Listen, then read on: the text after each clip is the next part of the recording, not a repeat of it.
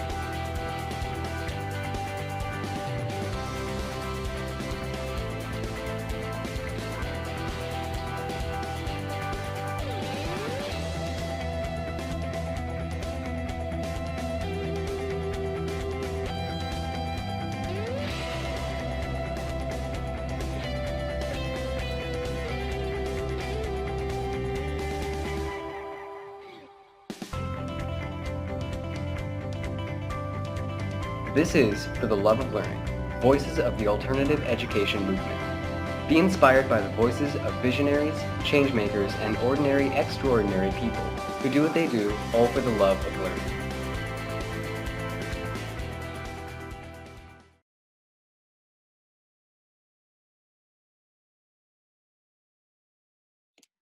This is For the Love of Learning, Voices of the Alternative Education Movement. I'm Lainie Liberti, and this is episode number 83. In this episode, we are going to explore the controversial topic of learning and video games. There's no arguing that video games are an intrinsic part of today's culture and no indication that they are going away anytime soon. Still, there are two schools of thoughts about them. Those that believe video games are a positive aspect to people's lives, and those that believe they are negative. As the gaming industry becomes bigger and better, kids are growing up with video games on their computers, tablets, and smartphones and consoles. Learning systems are being designed to mimic games, and in turn, games are integrated into our daily lives in so many ways. Since video games have the capacity to engage children, teens, and adults alike, there are many more positive outcomes attributed to gaming than once thought possible. The benefits of playing video games have been considered by the experts for years. Research dating from the early 1980s has consistently shown that playing video games produces more agility, improved hand-eye coordination, and raises players' self-esteem. Others argue that video games boost memory, support cognitive health, and sharpen decision-making. However, most reported effects of video games, particularly those in popular press, appear to center upon the alleged negative consequences like addiction to playing, desensitization to violence, and less time outside or in nature.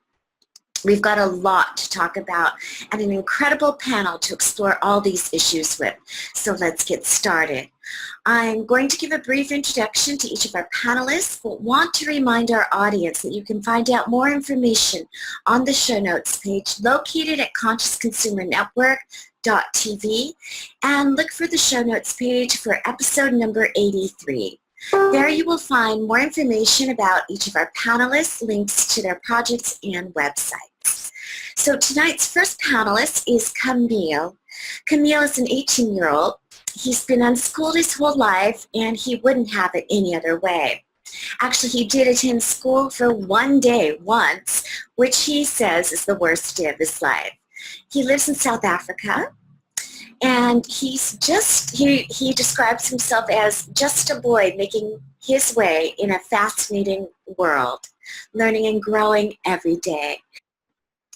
Next, I'd like to introduce Tameer. Tameer is 17 and also lives in South Africa with his brother, Kaameel. He's been an unschooler all of his life, and he's ever so grateful to be an unschooler, as unschooling gives him the freedom to choose how he lives his life and uses his time, thus creating much more enjoyable and productive lifestyle. When he was younger, he played tennis on a daily basis, but for several years now, his current lifestyle is set around competitive gaming. Next, I'd like to introduce Luis.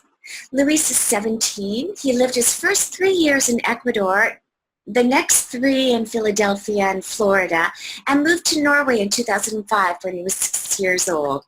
He and his older brother went to school in Norway for 4 years. The family then realized that they needed more time together than they had already enjoyed homeschooling in the U.S. and returned to that lifestyle. Luis's style of education has been unschooling for facts, but required practice with skills like writing, math, and argumentation. His interests include just about everything, Lego early on, and more real-life technical skills recently, like programming, building new computers from old bits, DJing, percussion, karate, a cactus garden, and growing vegetables. Next, I'd like to introduce you to Lukas. Lukas is a 16-year-old unschooler who lives in Åland Islands, Finland. He loves both playing music and listening to music. It's a hobby that he really enjoys. Lukas also likes to read and write. Another thing he does very often is playing video games with his friends. Next, I'd like to introduce you to Francesca. Francesca is an unschooling mom to Ruben, who is 8, and Isaac, who is 6, and has a background in fine arts psychology, and has taught English for the British Council for many years. She used to travel with the boys in a camper van and ran the now retired website Free Range Explorers. Francesca became passionate about gaming when her father bought her a Commodore computer in the 80s, and she realized she had to learn to code if she was to play games on it. She has identified as a gamer and a computer geek ever since, even teaching a class for a number of years in IT and computer programming logic. When the boys also displayed a love for gaming, she was happy to partner with them and spend a lot of time playing together in co-op mode, making cosplay costumes based on the video game characters, and even traveling to Minecon, Minecraft, their favorite game convention. Next, I'd like to introduce you to Peter. Peter is a research professor of psychology at Boston College, has conducted and published research in neuroendocrinology, developmental psychology, anthropology, and education. He is an author of an internationally acclaimed introductory psychology textbook, Psychology Worth Publishers, now in its, which views all psychology from an evolutionary perspective. His recent research focuses on the role of play in human evolution and how children educate themselves through play and exploration when they are free to do so. He authors a regular blog called Freedom to Learn for Psychology Today magazine. His own play includes not only his writing and research, but also long-distance bicycling, kayaking, backwards skiing, and vegetable gardening. Before joining the faculty at Boston College, he earned his undergraduate degree at Columbia College and a PhD in biological sciences at the Rockefeller Institute, and he taught at Hunter College and City College in New York. Finally, I'd like to introduce you to Emil. Emil is 28 years old, the father of a 2-year-old boy. He studied logistics at Technical University in Dortmund, Germany. During the end of his studies, he realized that the so often highly praised path of higher education and well-paid job won't bring him happiness. After this, Emil found his own tutoring institute in order to help students with problems at school. During the following 3 years, he got to feel the whole scale of misery and failure from the schooling system. After Emil's son was born 2 years ago, other related topics came to his interest, as in radical unschooling, attachment parenting, need-based parenting, unconditional love, and child development. Gaming has been a great passion for Emil since age 6 when he got his first video game console, Sega. He spent a lot of time playing through all the existing genres, and he probably hasn't missed a big title in the last 15 years. His favorite genres are story-driven action-adventure games and strategy-based games. Looking back, he thinks playing video games helped develop many of his greatest skills and abilities like analytic and strategic thinking and managing things simultaneously. Welcome to tonight's panel, Emil. We're so happy you're part of tonight's conversation. Oh, welcome, Emil. Great to be in the show. So, Emil, why don't we start off with you? Why don't you go ahead and give us a little bit of background and share with us why you are pro video games and why this is an important part of the life that you lead? Well, first off, I play video games since I think the age of 6, and in the last 15 years I think I've played almost every big title, and I think that most of my abilities like strategic thinking or handling multiple situations at once, I think playing video games had a big impact on developing those skills. And I also wanted to be on the show because I had to defend playing video games all my life and point out that there are also positive aspects to playing video games.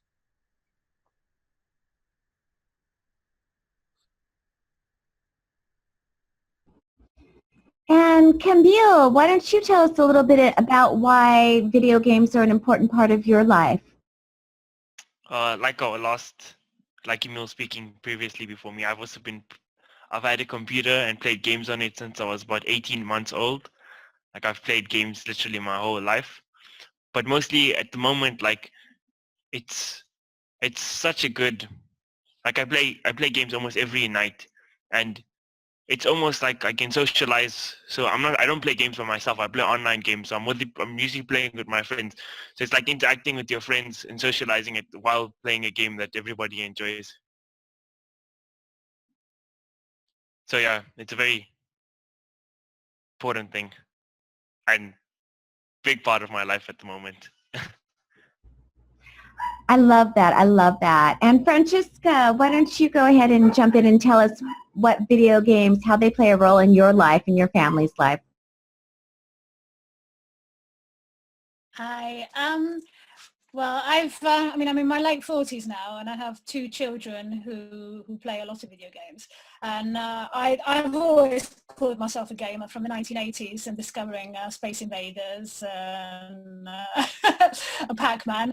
And I got my first computer when I was 14, and we had to learn to code because there was no such thing as a disk that you put in the computer. I've always played games. I've always loved playing Tomb Raider, puzzle solving games. I've always had PlayStations help me relax on a Sunday. And then when the children came along, and they had a passion for gaming as well, and I've been really, really, really happy to help them with it. And especially when it comes to learning.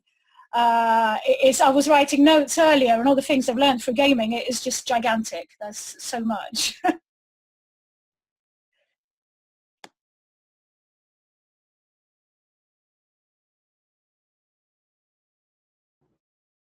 And Lukas, why don't you share with us a little bit about your background and the role that games play in your life?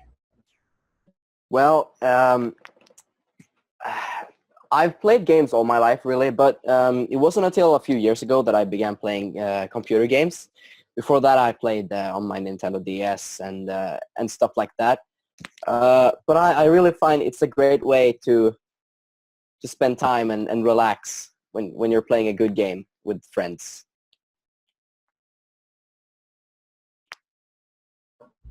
Awesome, awesome. And Tameer? why don't we jump on over to you next? Sure. I like challenging games, things that are like competitive. I feel like it's a nice aspect to have in my life. It's a little bit like sports, adds the same feeling, but mainly they're just fun. They can be social depending on what games you play. It's nice to have in my life. Awesome, awesome. Thank you. And Luis, we want to hear from you. Tell me about the role that games play in your life. Well, at the moment, I have actually quite a lot of my social life on the games. I mean, I know Lukas from before. We play very often, pretty much every day, actually. And before that, there's, I mean, all the way when I first started playing games, it was Pokemon on like Game Boy Color and Game Boy Advanced in the early 2000s.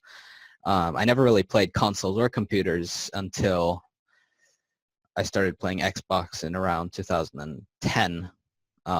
I had one at a friend's house, and we played a lot there, and then I got my own, and I got to play through lots and lots of games, mostly on my own. We played often. And then later I got my own laptop, and then I finally got into kind of playing video games on the computer. So I've been through a lot of all these different types of consoles and games and worlds and all this. So lots of interesting stuff.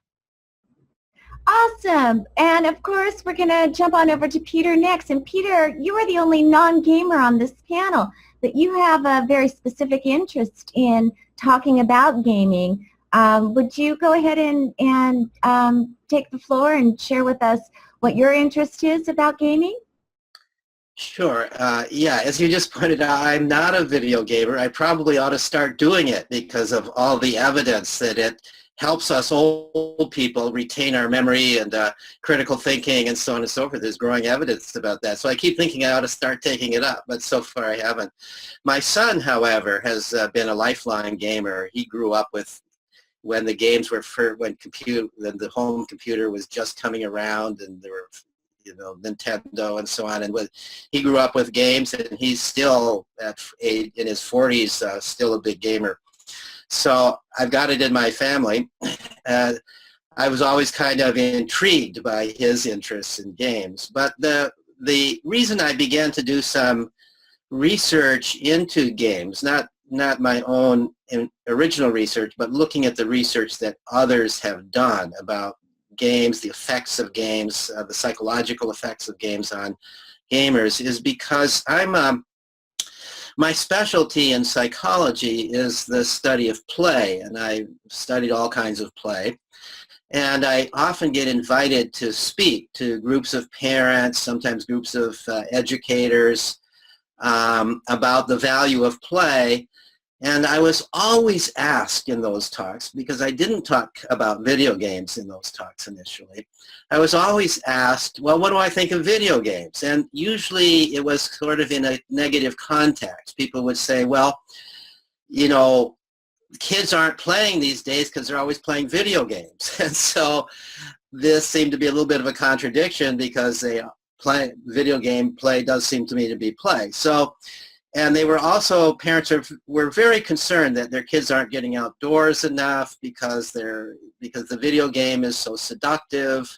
And many parents were talking to me about how they ban video games, or they limit them a certain amount of screen time. And so more and more people were asking me, well, should we be limiting screen time? And I didn't really have a good answer, because I really didn't know enough about it. So it led me to look into the research. There are these various claims being made about how video games ruin your eyesight, about how they rot the brain, about how they promote ADHD, social isolation, obesity, violence.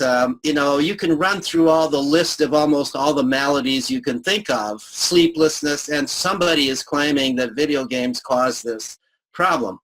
So I, after sort of collecting the list of beliefs about negative effects of video games, I began to ask the question, well, is there research that supports these beliefs? And so then I looked into the research, did a fairly thorough survey of whatever research has been done, and came to the conclusion that these myths, these beliefs that are promulgated on the internet and elsewhere don't seem to hold up to the evidence. And in fact, quite often the evidence contradicts them. So that's my involvement. And I've published, I do a regular blog for Psychology Today, and I've published 3 blog posts there in which I deal with these myths. And I talk about the research that tends to show much more positive effects of video games than it does negative effects. So that's my involvement so far with the world of video games. Well, maybe after this show, you'll become a gamer with all of these guys. Maybe, yeah. Thank you for that, Peter. Thank you. So I'm going to put this question out to our panel. Since you have heard what the arguments are against video games, has any of you that are gamers on this panel come across those sorts of criticisms from either parents or outsiders? And could you talk about that? Go ahead, Emil. Yeah, I said it in the introduction. I have been dealing with this prejudices all my life, everything that Peter named. And all my life I asked the question, okay, everything you describe is kind of right. I mean, they sit in the room and everything, but it also does matter for the people who read books all day. So some people sit in their room and read books for 6 hours straight, and there's nothing wrong with that. But if you sit in a room and play a video game for 6 hours straight, that's a problem. So that's always a thing that really annoyed me, that there is such a big difference between like reading books, or if you play a music instrument. If you play the guitar, you sit in your room for 6 hours and play the guitar, and nobody complains about that fact. So this really was bothering me all my life.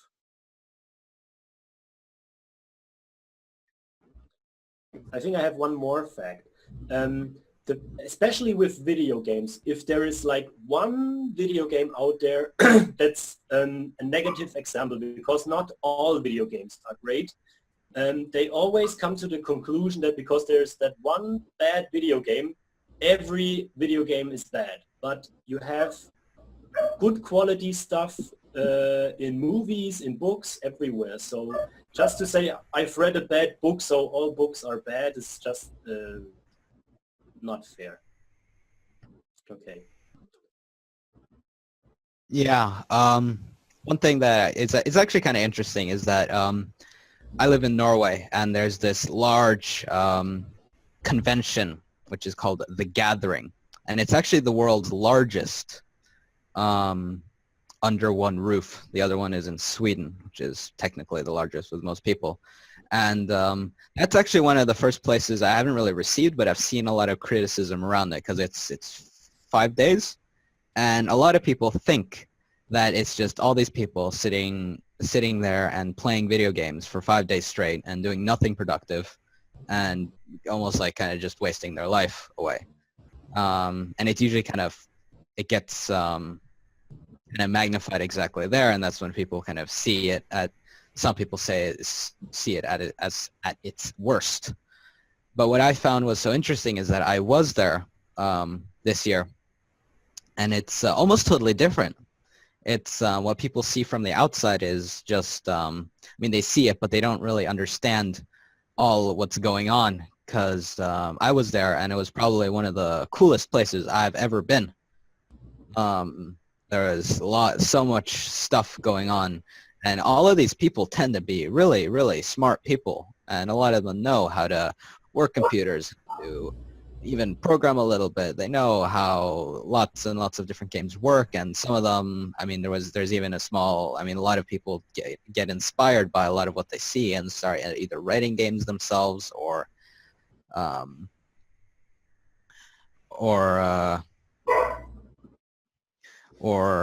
either writing games themselves or making art, or even there's a lot of games that allow modification that changes something in the game, and there's a lot of people that end up, there's this one thing that I would like to add, and so they learn how to program, they learn how to make textures, they learn how to make put polygons together in some kind of engine and implement it into the game, and it's just so these people know so much, and even though there's a lot of the criticism around is that, they're just sitting there for 5 days doing nothing.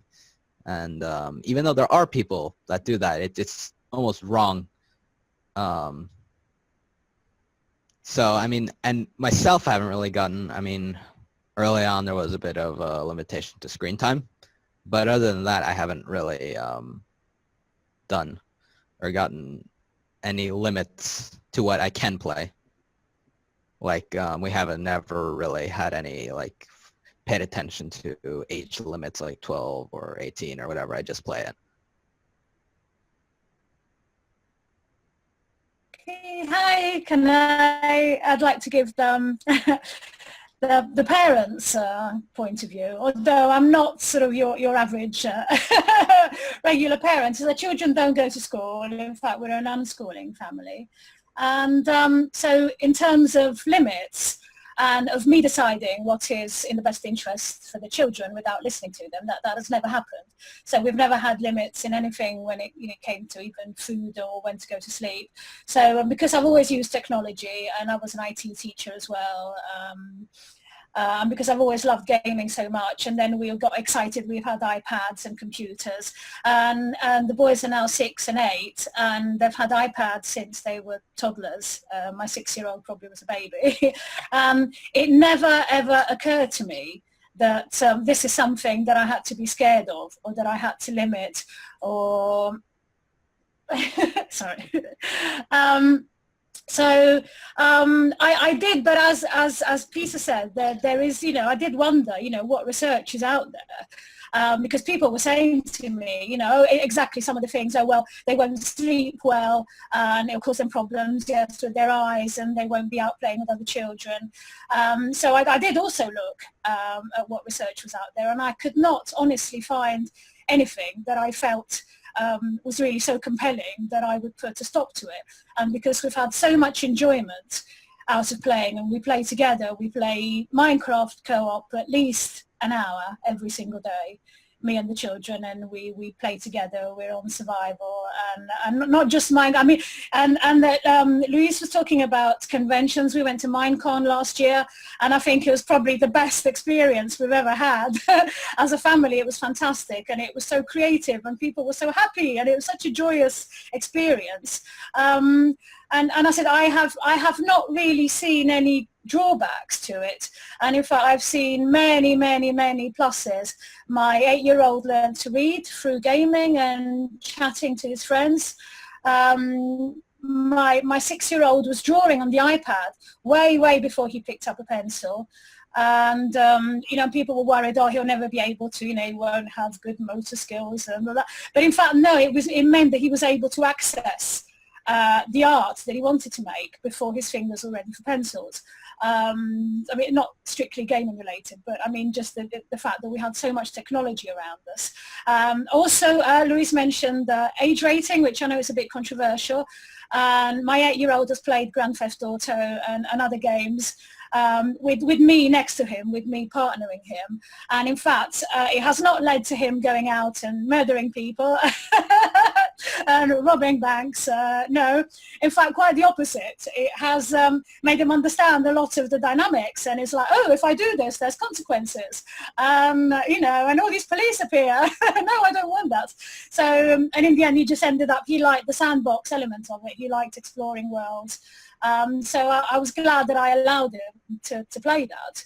because I think had I denied them, then it probably would have turned into, oh my God, Grand Theft Auto is something, you know, terrible, monstrous, we must not touch. But I think that the key in it is not, because I was left alone completely in my gaming experience, because it was the 1980s and 90s. My parents didn't even know what a computer was. But for my children, the fact that I am partnering them and I am with them and we are discussing, you know, the weird, you know, inappropriate scenes in GTA and and the sort of other stuff. And it's fantastic because they are seeing things and they have my help. And I said that again, learning to read was quite a big one as well. That me reading everything for my 8-year-old until then one day he was reading it himself. Also online gaming, very, very important. We play on big multiplayers. My son loves first-person shooters. We play Overwatch, we play Pixel Gun, and I have not found that this has made him in any way violent at all. In fact, as I said, quite the opposite. It means that he can explore themes and he likes to play in teams. He doesn't like to play on his own so much. So he likes to play sort of online teams or with his friends. At all to allow access to it, and because they don't go to school, so they have plenty of time then to paint, to see their friends, to go and play. We live near the beach, we go to the beach, we go to the woods. So I said all these problems that I have seen in the media, they just have not materialized for us at all. Hey, yeah, I've seen a lot of people with negative opinions on gaming, and I've never really had to deal with it though. Like my parents really didn't mind, they're really chill. All my friends play as well. So I've never had to deal with it directly, but I've seen a lot of people with negative opinions. And I just think it's quite unfortunate that there's so many negative beliefs on gaming. That's, yeah.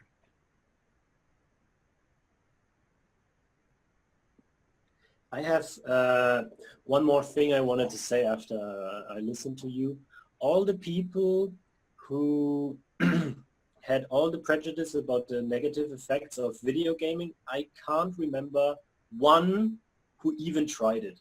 So usually everyone who has a bad opinion that didn't even try it once. So that's also a fact that really annoys me.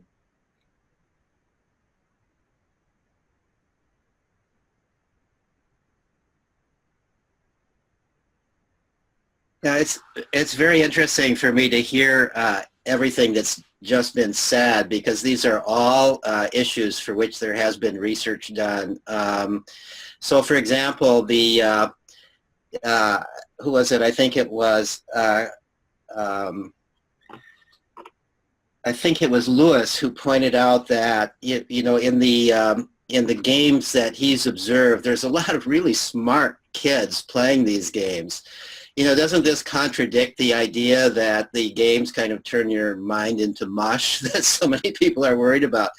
In fact, there actually is research. When you compare comparable groups of people, same socioeconomic class, same background, and so on, and you actually give them cognitive tests of various kinds of mental abilities, those who are gamers score higher, consistently, significantly higher than those who are not. There's a considerable amount of research on that.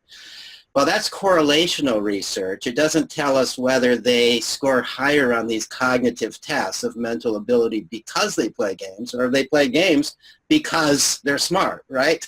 So people have actually done experiments where you take young people who are not gamers, and then you have them as part of the experiment play some kind of video game a certain number of hours a week for a certain period of time.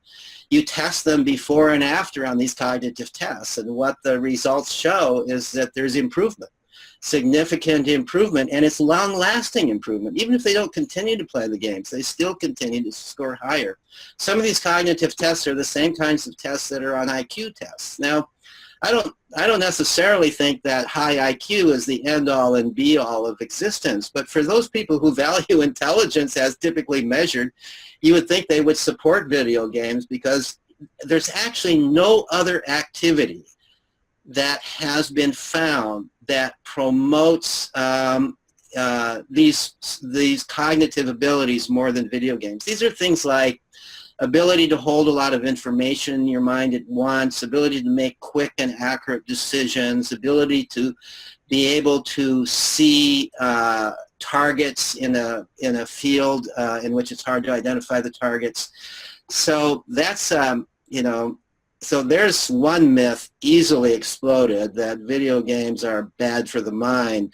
There are some people who believe that the high incidence of ADHD is the result of video game play. And in fact, what the research shows is that playing video games tends to improve attention, tends to reduce impulsiveness rather than the opposite.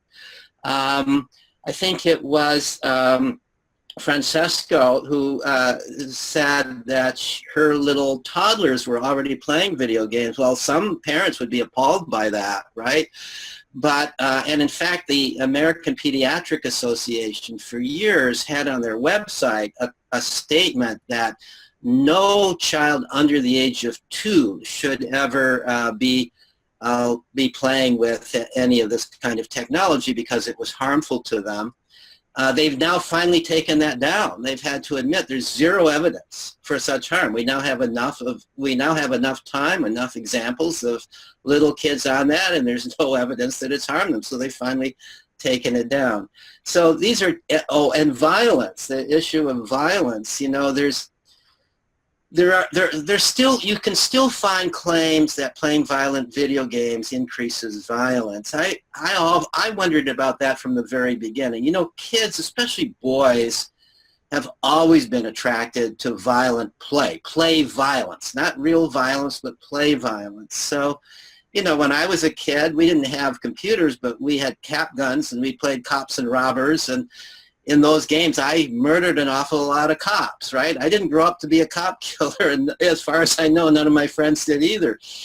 And in fact, there are research studies that show that those people who do grow up to be violent tend to be people who don't play anything. It's not that they're playing violent things, they're just not playing. Play seems to be, of every type, seems to be a mechanism that tends to decrease the likelihood of violence later in life. The best study of violence that I know of, the only one that really looked at real-world violence, was conducted by a researcher named Chris Ferguson. And what he did is he identified a group of somewhere between 100 and 200 teenagers who were kind of living in a neighborhood where there actually is a fair amount of violence. And he studied them over a length of several years. And he looked at which ones are playing video games, which ones are playing violent video games, which ones are not playing video games at all. And he looked at records of real-world violence, since there is a fair amount of violence in that community. What he found was there was no relationship at all, zero relationship between the kind of video games they were playing, or whether they were playing video games or not, and their likelihood of getting arrested or getting into trouble for some kind of violent behavior. There was a very strong relationship between their actual violent behavior and whether or not there was violence in their home. So if their father beat their mother, they were likely to become a violent person themselves, or if their father beat them. But if they played video games in which there was pretend violence, that didn't increase violence at all. So that's just an example of some of the research out there that I wish more people were aware of. I think we wouldn't be so afraid of them. There's one other point I want to make here, speaking as a member of the older generation. The older generation is always afraid of anything new. They always believe that whatever comes along that they didn't do when they were kids, you know, and they grew up so perfect, right? If they didn't do it when they were kids, there must be something wrong with it. And all the troubles of young people today must be due to that. So when the printing press came out and books were easily available, everybody was worried this was just going to rot people's minds sitting and reading books, and it was going to corrupt the morals of young people because they would be reading these trashy novels and so on. When television came out, there was terrible fears about the rays coming out of the televisions and how this was going to ruin people and so on. And So this is just something, this is a repeat of history. Every time there's a new technology, older people are suspicious of it, warnings about it, try to ban it, try to prevent their children from doing it, and the younger people are attracted to it.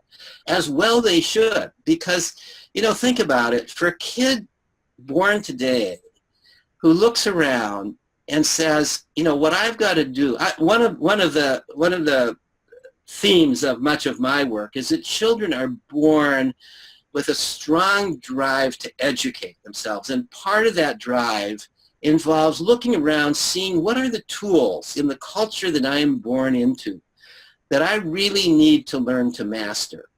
And by far and away the most important tool of our culture, and as anybody opens their eyes can see, is the computer. So of course kids are going to be attracted to computers. You know, just like kids in hunter-gatherer cultures are attracted to and play endlessly with bows and arrows and knives and fire and the tools of their culture, kids in our culture are going to be attracted to computers and play endlessly with them, so that the computer becomes a kind of extension of your own mind and body. And so this is, in my mind, entirely predictable, should have been entirely predictable, that even very young children would be strongly attracted to computers. So that's my contribution for the moment, at least. Thank you. You gave us so much to think about. And I think, Peter, what you said ties right along with what Luis said earlier when he was giving the example of being at the largest gathering, of a second largest gathering of computer players. And he was talking about how they were not just playing, but they were talking about strategy and about programming and about all of these other things that are a part of the whole video game playing world. And yes, indeed, this is what the culture looks like now. If, as an older person, we're looking at preparing our children for the world that we grew up in, it's a completely different world today. So not only involved in the gaming is the modifications, the you know, all of the stuff that goes along with it. I would love to put this out to the panel. Maybe the question of what are some of the things that you've learned as a result of your playing that weren't necessarily specifically game related? So for example, if indeed you were playing a game, well, here's an example. My son, who is 17 years old, who is a huge gamer, who actually wanted to sleep this morning instead of be on the show, decided or started playing Smite, which is a game that involves a lot of characters and different mythologies from around the world. And even though he was passionate already about mythology as part of his focus of study, he was through the playing, he was exposed to other types of mythology that interested him, that perhaps may not have you know, been a part of his reality if he had not had this game. So he didn't play the game to learn, but as a result of playing this specific content, it gave him the opportunity to learn. Anyway, so that's my question. Luis, the floor is yours. Yeah, it's actually kind of ties in with what you said about mythology. One of the first games I started playing was a game called Age of Mythology, and it's made by the same creators of both Age of Empires and, well, that's actually it, Age of Empires and Age of Mythology. But both of those game series are very influenced by history and by and mythology. Because like Age of Empires 1 is from the pretty much post-Ice Age to the fall of the Roman Empire. Age of Empires 2 goes from the fall of the Roman Empire to the discovery of the New World and the Renaissance. And Age of Empires, that was 2. And then Age of Empires 3 goes from the discovery of the New World to the Industrial Revolution, pretty much, and post-Industrial Revolution with empire. And of course, there's all these different, I mean, you see empires and nations rise and fall from like the And you see even like, for example, the Roman Empire. I mean, it was very big, and then it split, and then you still have the Byzantine for another 1,000 years before before that also, I don't know, you could say collapsed or was conquered in, where is it, 1436 by the Ottomans. And of course, a lot of that also, when I ended up studying some history, of course, a lot of it sat because I knew all these cultures. I knew approximately where they were in history. I knew approximately where they were in the world. And even additionally, I knew, of course, what military units they had, what was their strategy in battle, and maybe even a little bit of how their society worked because of some of these games.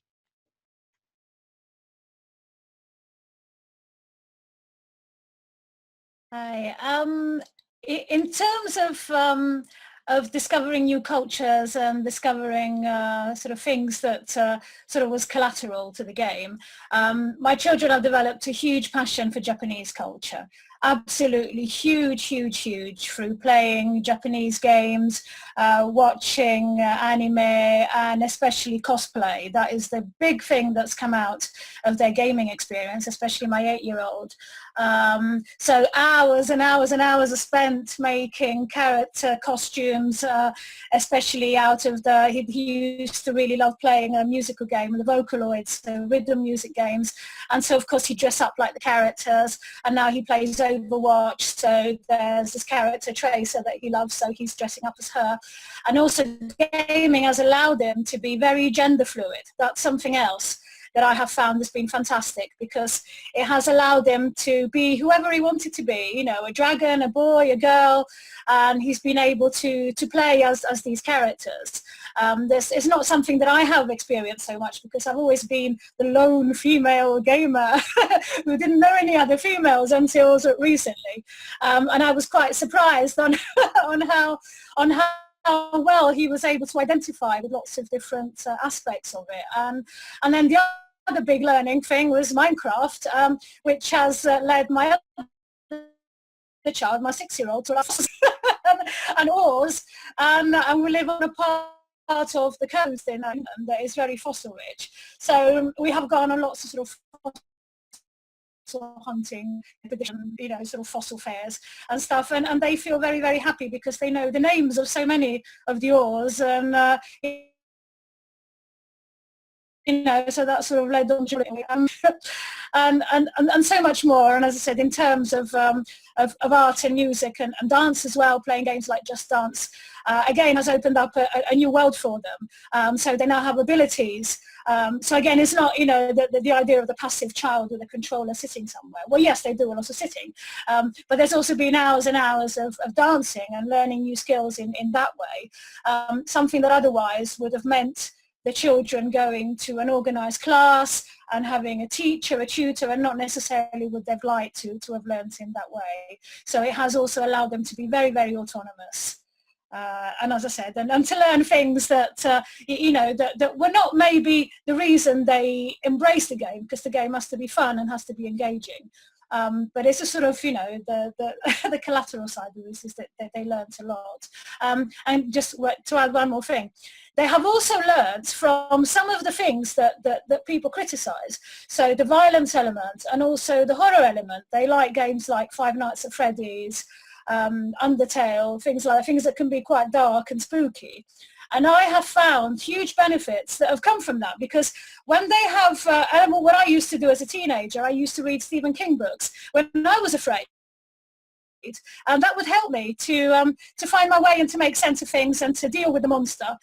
For them, they play the monster, they beat the boss in the battle, they're scared by the jump scares at Five Nights at Freddy, and they go through these experiences, and they may fight in a shooter game. So all the things that are considered, you know, inappropriate really for children, I have found have been a learning experience for them, because it meant that whatever is scary in real life, you know, we have, you know, we left my partner some years ago, we've moved across the country, we've traveled a lot. So there's many things that would have been scary for them. And I found that video games, especially superhero games, my son was really into Batman, Catwoman especially, so he identified with the characters, and through playing them, through fighting these epic battles and being them and winning, and making sense of it, I think has just been a fantastic experience for them. But I repeat, I'm with them, I am partnering them, I'm helping them in this journey. So they're not left alone in a bedroom. I mean, there's nothing wrong with playing alone, but I think because they're so young, they're 6 and 8, and I think they do need my support sort of alongside, you know, what they do. Yeah, well, I've definitely learned a lot from video games. Actually, I did Pokemon maths when I was a lot younger.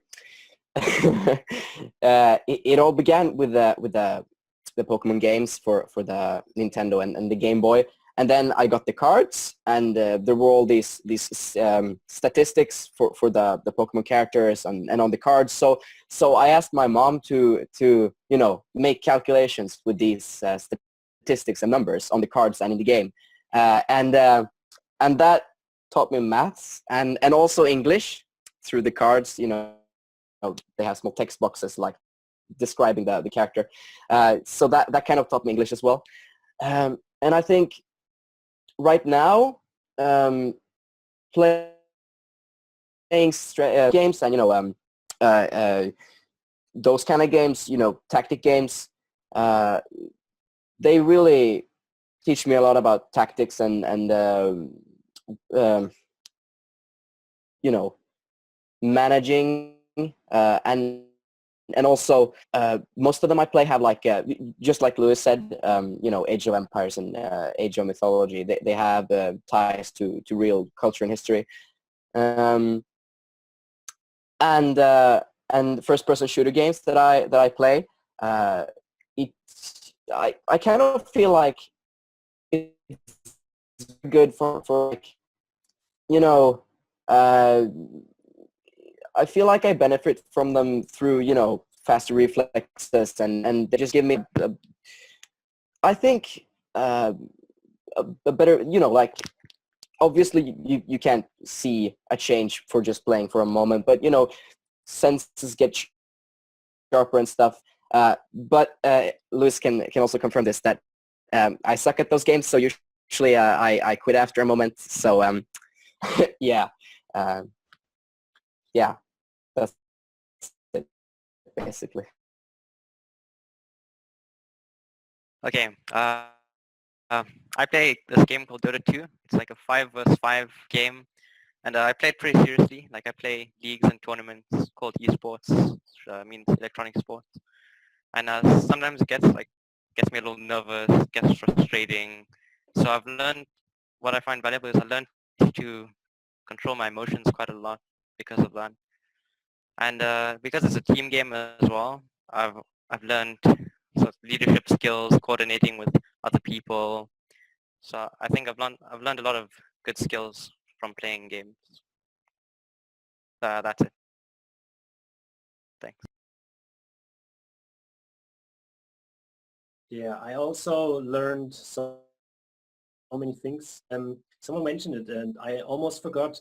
English was also one of the things. I was way ahead in class of all my students. I played, and it was only on an American server. So English, you actually couldn't play the game. And I was really surprised that these young guys know Age of Empires, because that was actually a game that I played a lot when I was like, I think 12 or 15, and also left a big mark in like how civilizations develop or what they need to develop, because you need some requirements that they can get to the next stage. And then I researched, is that really true? Do they really need a church so they can go to so they need religion to go to the next stage? And to the last thing I wanted to add is because I think, I don't know, who was it, Tameer, who played Dota 2. MOBAs is like a very big hype now, or in the last, I don't know, 5 or 10 years. And they are really, really complex games. To really master this game, that was actually, I started playing Dota when I was going to university, And I think it's only, it's much more complex than studying, because you have to play so many roles and you have to look for so many things, and I actually quit it because it was too complex, or I didn't have enough time to work myself in those complex mechanics. And I remember this one because I was speaking to a teacher a couple of weeks ago, and she was like complaining about how their students don't get the stuff she's teaching, and she said they're like stupid or something, and I know we're playing Dota. And then I told her, like, try this game and see if they're stupid, because it's such a complex game and you have to master so many mechanics. They're not stupid, they're just not interested in what you're teaching, but they can master highly complex mechanics. Okay. Wow, so I'm really, really surprised at all of these responses. Not only did this panel respond to what my question was, which was, what did you learn? And of course, the example that I set up was, you know, what kind of tangible educational information did you receive as a result of playing these games? Most of you went into a place and talked about some of what we call the soft skills, like, you know, the ability to focus, the ability to compute, and all of, you know, all the complex thinking that goes into it. And I'm really, not only am I impressed that you have this kind of introspection as a result of playing games, but you were able to make that connection that games and gaming are the things that gave you these skills. So to me, that's really, really incredible to hear. Let me give the floor over to Peter and ask you, are you surprised by these answers? So you're here. No, I actually wasn't surprised because it fits so much with what research, and it fits with many of my own observations. So just for example, at one point I was interested in how children who are unschooled, homeschooled but allowed to direct their own learning, learn to read. And so I asked, using my blog as a contact, which a lot of unschooling families follow, I asked for parents, it was mostly parents, who sent me stories about how their child learned to read. And quite a number of them went something like this. You know, my child was playing these video games and had to be able to read what was on the screen, and would ask questions, or had to, even to find the games, had to be able to type in the correct information. It would ask me how to spell such and such. And so many kids learning how to, by way of their interaction on the computer. I also know that at the Sudbury Valley School, where my son is a staff member, that many children read in this way. They're playing video games, and they're in an age-mixed environment, and they're little kids and older kids. And those kids who can't read are playing video games with those who can, and the ones who can read are pointing out the words on the screen, and some cases even sort of showing them how you sound out the words so they can read them better themselves. They're not doing that in order to teach them to read. They're doing that to play the game, right? So, but a side effect is they're learning how to read. Similarly, at one point I did a survey of unschooling families about their children's learning of math, and I got a lot of interesting stories, and some of them definitely had to do. So for example, one mom described how her son at age 9 or 10 or something like that was playing this game in which he had to make conversions from various currencies. So he had to know the conversion, take those conversions. He also had to calculate interest rates and compound interest rates to figure out how much he was making from certain investments and so on. Rather complex math that you would not expect a 9-year-old or a 10-year-old in school to even be aware of. So kids are really, when, you know, in the context of the video game, when they really want to know this stuff, they will learn it, just, you know, just like the example of learning English in order to play the English.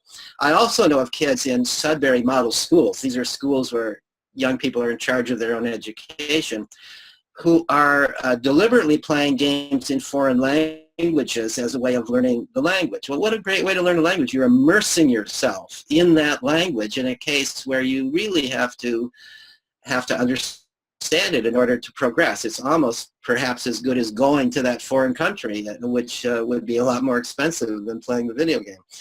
So, so no, I'm not surprised. This fits very much with the kinds of things that I've heard before from, mostly from parents of kids who play games, from looking at the research literature.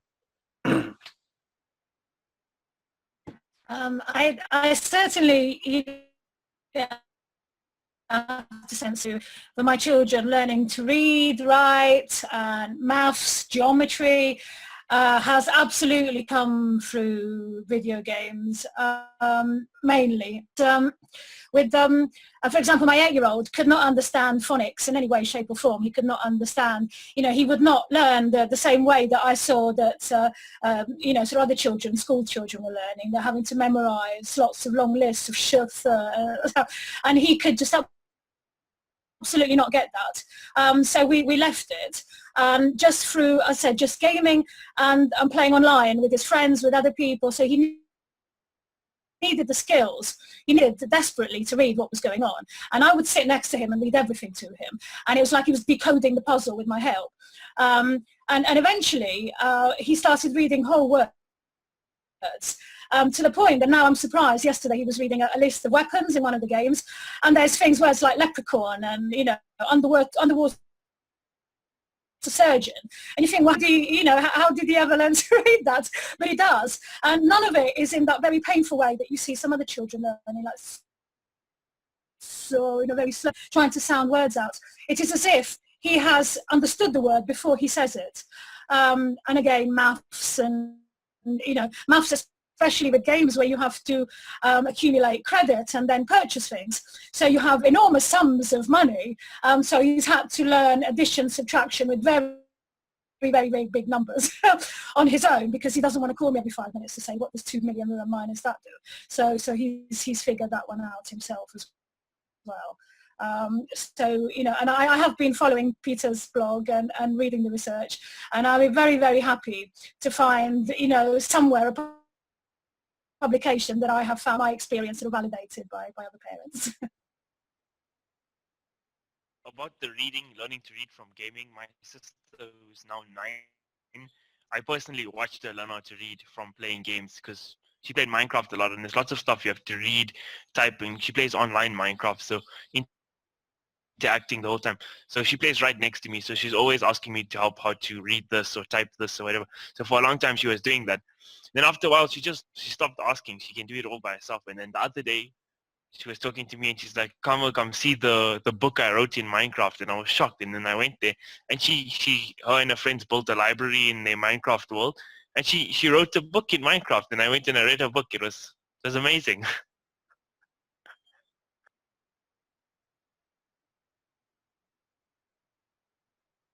I wanted to add, because someone mentioned soft skills, and then I went back and thought about, usually gamers always pick a game that's pretty challenging. No one wants to play a game that's too easy, that's no fun, and also not a game that's too hard. And in most games you can pick a difficulty level, like medium or hard or soft. And everyone who knows Dark Souls or Demon Souls, or those games, you need so much patience. It's unbelievable. Nobody on earth knows how much patience or the ability to not giving up you need to play through those games.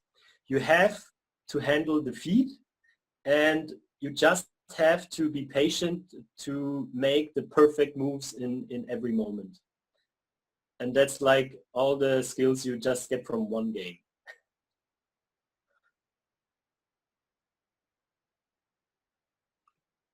I just want to follow up on that point that Emil just made.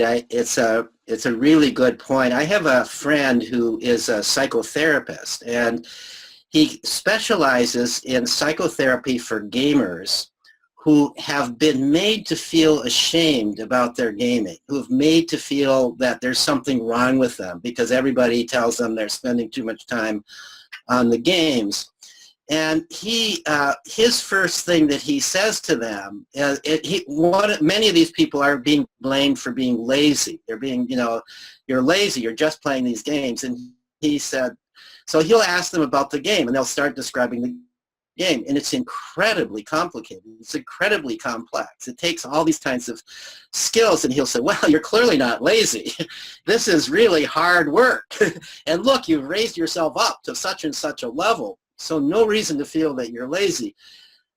And then the other thing he goes on. So one of the fears, that one of the claims that so many people have is that the games are addictive, that you're addicted to it. Now he admits, and I believe there's probably something to this, that there are some people who end up playing video games maybe more than they actually even want to.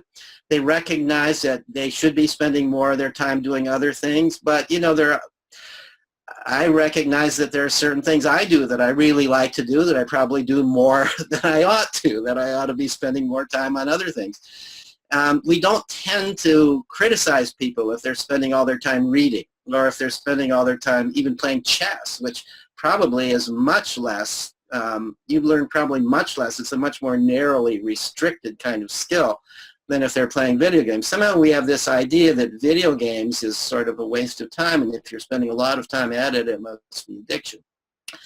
So one of the first things he does is he talks to them, well, would you actually like to, truly, would you like to reduce the amount of time that you're spending playing video games? Do you think that it's in some ways interfering with your life? And if they say yes to that, then he says, okay, but let's start by not calling it addiction. Addiction pathologizes it. It's a term that we overuse in our society. Let's just call it a time management problem.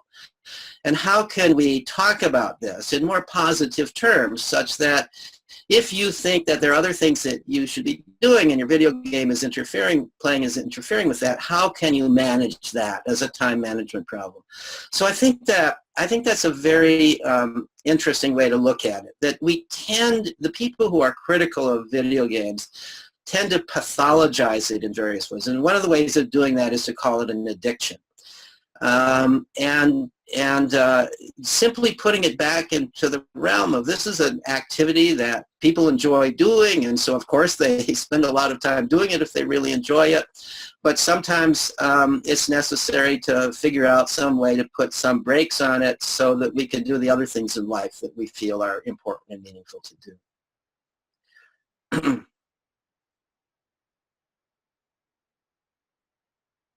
Yeah, I was just thinking about some of these soft skills, and a lot of them I've ended up learning. All the ones that you've exampled, both collaboration, teamwork, patience, perseverance. I haven't played Dark Souls or Demon Souls or any of those extremely hard games, but I have played a lot of games on the hardest difficulty. And probably one of the greatest things about playing one of those games is the amount of just the rewarding feeling from getting just to the next checkpoint, just getting further. It's just like, finally I beat that huge part and now I can go further, and then it ends up being just as hard further, but it's just so rewarding. So rewarding to get to the next step. And another thing I've is actually some almost prediction. I play some Counter-Strike. I have played a few other kind of tactical competitive games, and a lot of the time you usually have control of your own team. You can see where they are in real time on the map. I would think it's kind of similar with League of Legends, and I would think that it's somewhat similar with Dota and other games. And if you're in game chat, then of course you can hear or see exactly where they are. But in things like Counter-Strike, you know exactly where your allies are, but your enemies, you usually don't have any idea. And sometimes like Counter-Strike, you can hear gunshots and it will mark a little point on the map where they are, but you don't know where they're going to next. So one thing, of course, a lot of the time you can almost start to predict, like, okay, I know there's that route and that route and that route, and I know that that route is more. So it's almost like prediction, or you can almost start learning almost a little bit about human nature. Like, okay, I can see that this guy's maybe more defensive. He'll pull back here, or this guy might go around and try this. And sometimes, of course, you make mistakes and end up dying, and sometimes you'll end up predicting the right thing and of course, either winning the game or winning that round. So it's just both of those things have been really cool to learn, and both kind of almost like see yourself learning, which is probably one of the coolest things that I've seen. With this now, I also say, like, especially Counter-Strike is one of those games where you have to know the map inside out before you even think of starting to play the game, because then you know where people could be hiding, people could be sitting, crouching, where flashbangs tend to pop up, where grenades tend to pop up, things like that. Oops. Yeah, adding to that, that's totally true. You have to be in those games. I also played Counter-Strike, and you really have to be, beside just the technical stuff, being accurate with the mouse and everything. He described it, Lewis, very well. You have to be such a good judge of character. Like, oh, he's a really aggressive type, or he's really in defense mode or something like that. And you really have on the spot to judge the character and everything. And it has so much to do with experience. And I wanted to comment on the topic of addiction, or it was also mentioned earlier, of the limitation factor. I was raised in a family where there were very, very strict limitations to computer gaming. So first of all, the relationship between me and my parents suffered a lot from it, because it was always a huge fight. And the second one is putting limitations on a 10 or 12-year-old is just an illusion, because they don't care. They just will find a way to get around the limitations, if you want it or not. So it's just a great illusion. At least for me, I had to get up at night when my parents were sleeping so I can play, because I could play during the day, but we will find a way to pursue our passion. We will always find a way. Yeah, and to the addiction factor, in retrospect, I know that there were times, like Peter said, where I played more than I wanted to, but it was never because of the game. The game didn't create that. It was the surroundings in my real life, because usually when people tend to play more than they want to or should, something in their real life isn't going very well. Like for me, it was like school. I hated school, so the first thing when I came back from school, I started playing computer games.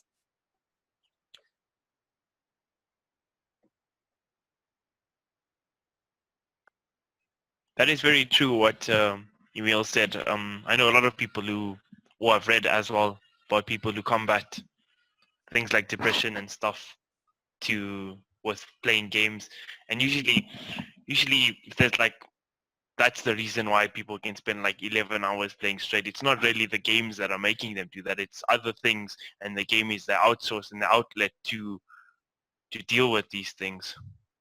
And also to jump on what Luis said earlier about reading and seeing individual players, if they're passive, they're aggressive, how they play and stuff.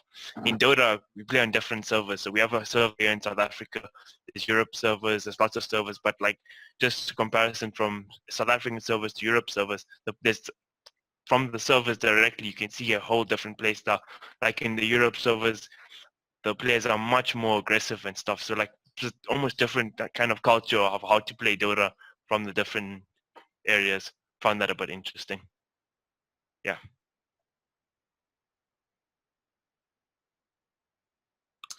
Yeah, there's a little bit more that I could say too about this issue of addiction. There was actually one of the studies I came across when I was looking into the research was on, well, if there is such a thing as video game addiction, who might have it, and how to identify it. And what they ended up deciding is that video game addiction might be those people who are playing a lot of video game, playing on video a lot, and not doing other things in life that are important for them to do. They're neglecting other aspects of their life, and who don't seem to have their needs satisfied by the video games that they're playing. They seem to be unhappy even when they're playing the game and after they're playing the game. That was kind of the way they defined addiction. And then when they looked into those cases, what they concluded was that in most of these cases, the person was psychologically depressed. And so then the question becomes, is the person psychologically depressed because they're playing video games all the time? Or are they playing video games all the time because they're psychologically depressed?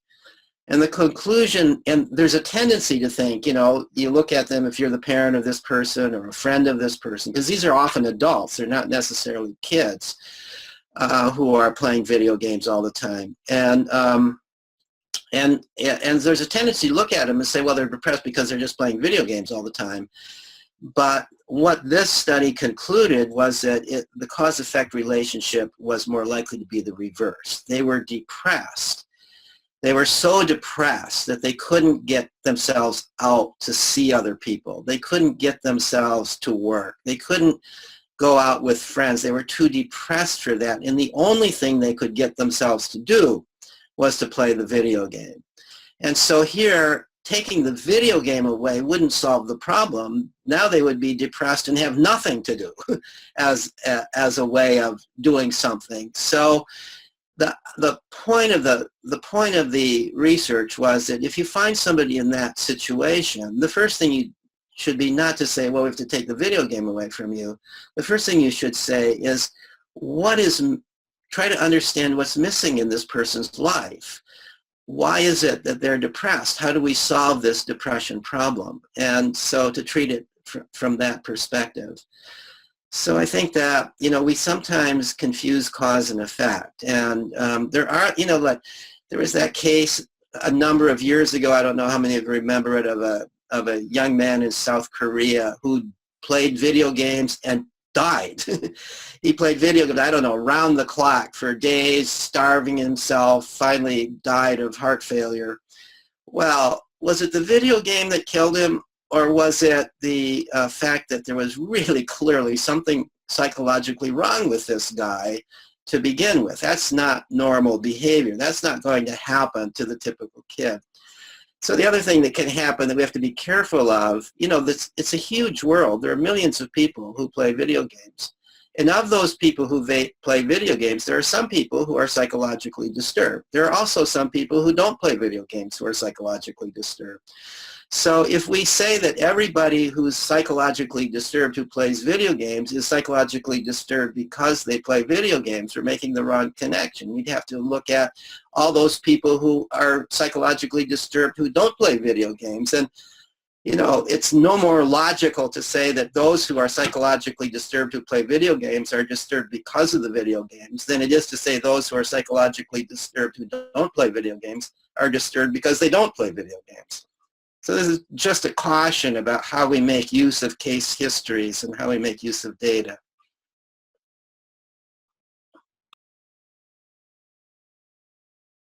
Hey, since we're talking about addiction, I decided to go Google the definition of the word addiction so I can really think about it. Well, the first one was physically and mentally dependent on a particular substance. And the second one is an informal definition, enthusiastically devoted to a particular thing or activity. Now, using that definition, I'd say it's pretty accurate for most gamers. I'd even consider myself addicted.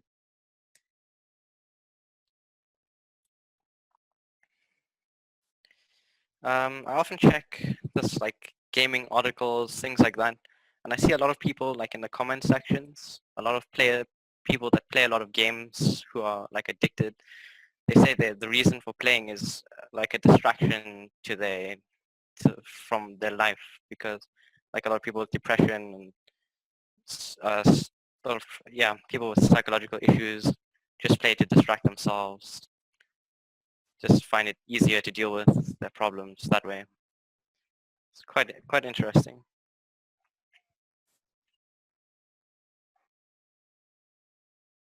I think while we're on the turn, I mean, addiction is probably one of the negative sides that people tend to jump on whenever they see someone playing a lot of video games. And I think one place that a lot of the time comes from is you see it again and again when tragic events like shootings, both a lot of times you see like sometimes the news will report, oh yeah, there's this tragic event, this shooting, this place, and oh, and by the way, the guy played, I don't know, Call of Duty, or he played a lot of GTA, or he played these supposedly violent games, and that a lot of the time tends to fuel the general public's kind of train of thought that, oh, video games are bad, they'll make you do these things. But then, of course, those people, like we've said a few times, tend to have something else missing in their life, and the video games are not a cause. They didn't cause them to do this. It was rather something else, and video games was just not really a side effect, but rather a distraction, or just something that they did alongside.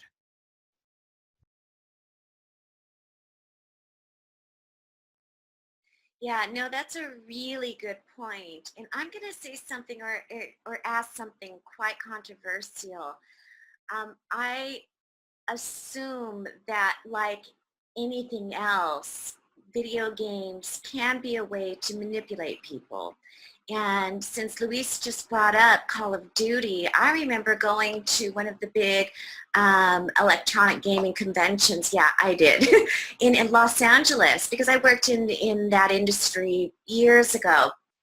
And I remember the United States government sponsoring this huge Call of Duty display outside of the convention center, the LA Convention Center. And I remember standing back looking at this thing, and they're using it as a device to recruit.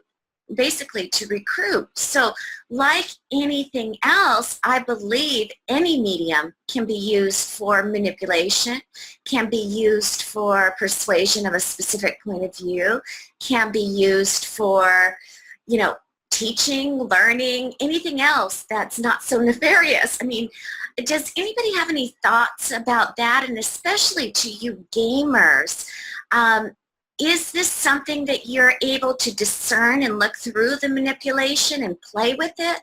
Or is it something that you're likely to get sucked into?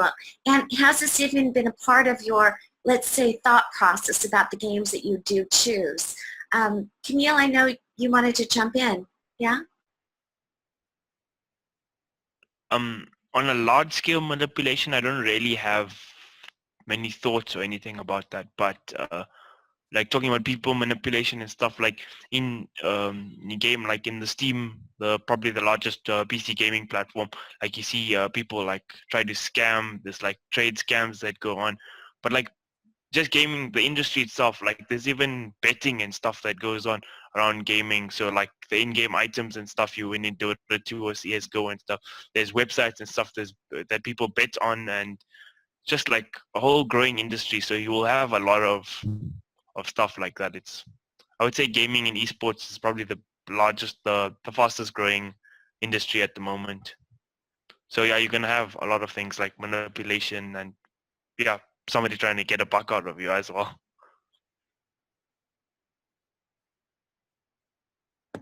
Okay, I wanted to add that this is sort of similar to the Call of Duty thing, that I play, well, my son's very good. He plays Pixel Gun 3D, and so that's a shooter, a first-person shooter. And last night he said to me, he said, "Oh, this would be really handy if you wanted to go into the military, because I have all these skills now. I know all about guns, how to reload them, and you know, I know everything. I know what they do, what they don't do." And so we had a conversation about that. And I said, the skills are interesting. Yes, you know, you have learned a lot. I said, then I suppose you have to decide then in your life if that is something that would coincide with your morals, and would that be something that you would really want to do yourself? So would you then want to join the military and go out and you know, shoot real people? And of course he was sort of thinking about that, and you know, he could have said yes. I mean, he could have said, you know, I want to go and, you know, go to war or whatever, and you know, I still would have listened. But I think the idea is for him to have this sort of critical mind that I've been talking about partnering with children quite a lot, and I think the idea is that I try and develop this critical thinking in the child, so that he's not he's using these tools and he's having fun, but also he's not alone. He has a gaming community, he has his friends, and they talk about things, and he discusses it with me, with his father, with his family, and so there is a constant checking in of reality, of what these things really are, and what it is that I like about them, what I can do with them. And it's really, really cool that I know so much about guns, and you know, and how they work, and how to win the games. And then how does this transpose to real life though? Is this something that I do want to do? Am I interested in real guns? You know, possibly not. So I think it's having the conversations that's important, and that constantly keep checking in with what you are receiving, with what you are thinking, with what you're feeling, and what other people are thinking, and what the effects of the actions are, and how this might transpose to real life. So Yeah, I thought I'd, most of the people here are old enough to probably know about the game Postal 2, or the Postal games in general. And I thought I'd say something about this on the term with this both manipulation and thinking about what you're doing in the game opposed to real life. And Postal 2, for those of you that have played it, was very controversial when it came out, both 1 and 2, and I'm pretty sure it's been banned in quite a few countries. It's available on Steam. And it's interesting because the game developers, they created a game way back in the day, which was Postal, and they realized they got all this, you could almost say, negative feedback from parents saying that, oh, it's too violent, it's not like your typical Pac-Man or arcade games that were relatively mild at the time. And then of course they ended up, you could almost say, going even worse with Postal 2, where it's where everything is just an exaggeration. And it's even funny because at the start they say, you know, this game is just to play, is a huge exaggeration of real life, and you should never go out and do this stuff. And that's why we made this game, so you can do this stuff in the game and not in real life. And it's quite an experience playing that game because it's a relatively wild, strange game, but it's cool that they also first thing took the criticism very well, and also at the same time poked fun at the criticism, but also just mentioned that, you know, a lot of the time, I mean, of course you shouldn't go out and do these things, and that's why we made this game, so you can actually do them in a game and not both suffer the consequences and cause chaos or tragedy or damage your own life in any way. Luis, what was the game that, I can't remember, Grand Theft Auto, I think that was it, where there were a lot of prostitutes, and yeah. I remember reading criticism about that too. Did you have any thoughts about, you know, that kind of, I don't know.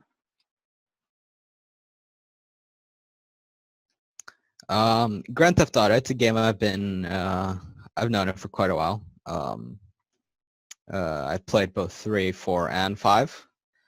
And I must say, of course, there's that's, of course, like I said, Postal 2 is an extreme exaggeration. While Grand Theft Auto is they call it intense. What do you call it? An intense. society satire. And of course, again, it's also meant to be that. And at the same time, there's a lot of kind of, you could say, negative elements, and it's been controversial the entire time it's been out. And they also have poked fun at people they've criticized, or people that have criticized Grand Theft Auto, which is kind of fun on the developer's part. But, I mean, you kind of see the consequences, and like actually I see in the chat here, someone said that they've played Surgeon Simulator, but they never do that in real life. Same time, like, yeah, I played Grand Theft Auto, but that hasn't made me go kill people out in the street. Let alone they realize how, in a way, hard it is sometimes. Well, we have GTA 5 and we've played a lot of it. Not so much the story, but the more sort of exploration bit. And of course, as soon as my then 7-year-old found out you could go to strip clubs, yeah, let's go to the strip club. So I thought, oh, what are we going to see? And I thought, how bad can it be, honestly? And in fact, what it did was really, really interesting. It did the exact opposite of what I was worried about, is that he looked at this and he thought, oh, they're treating these girls like dollies. They're not dollies, they're people. And then he thought, well, I want to play as a girl then. Why can't I play as a girl? And then so we try and find the way, and you couldn't play in the game, you had to play on the online. So then we downloaded the online bit. And he started playing as a girl in GTA. And he found that he couldn't do the story, that he could only, do part of it. And the characters were, so, and then he just completely lost interest at that point in all the sort of sexy bits of it. And I was quite interested that what he took away from it is that he was upset about the gender inequality that he found in the game. And he's only 7 and he's a boy. And whereas I was concerned that he would watch this and think, oh, it's cool to go, and watch girls take their clothes off and stuff. And I think, so our children quite surprise us because we tend to sort of feel that our worst worries are what is in fact going to happen. But of course they're only children and they don't have the knowledge of society that we have, and they might not come to the same conclusions that we had either. And I know that there's scenes that you can actually interact more with the prostitutes, and we didn't go as far as that because he just really and honestly wasn't interested. He was 7, he just wasn't interested. But I said, but the reaction just from the strip club scene was really, really fascinating to me because it gave him the exact opposite of what worried me. And he's now concerned that women are not dollies and are not objects. I just thought I might add something just about GTA in general is it may not be for younger people, but for, I don't know, for maybe 12 and up, it's almost a real image of the kind of grit that is in the world. I mean, the world is not just a happy, fun place where everyone gets along. Yeah, there's crime, there's violence, and it's real life. It's a part of the world that we live in today.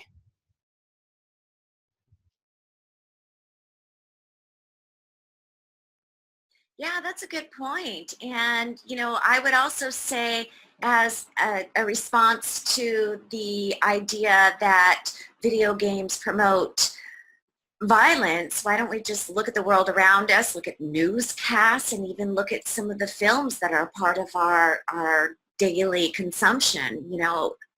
Why would we criticize only video games, from that perspective? So that's a really good point. I want to put actually Lukas on the spot, who hasn't jumped in a bit. And I want to ask you, Lukas, I'm going to switch gears a little bit just for our education. Could you explain to us the types of games? I know we've mentioned sandbox and first shooter, and I know that my son plays RPGs. You want to talk about kind of the broad spectrum and the universe of types of games that are out there, Lukas? Well, yeah, there are loads of types of games out there. Everything from Tetris to Postal 2, and it's huge. And I enjoy all kinds of games. RPGs are some of my favorites, really. I really enjoy making my own character and developing that character's story. But I also like competitive first-person shooter games or, you know, strategy games. And I just feel like it's going to be interesting to see how these genres and types of games evolve from what they're now and, you know, improve. And it's going to be really interesting to see what the game services have for, to offer us in the future.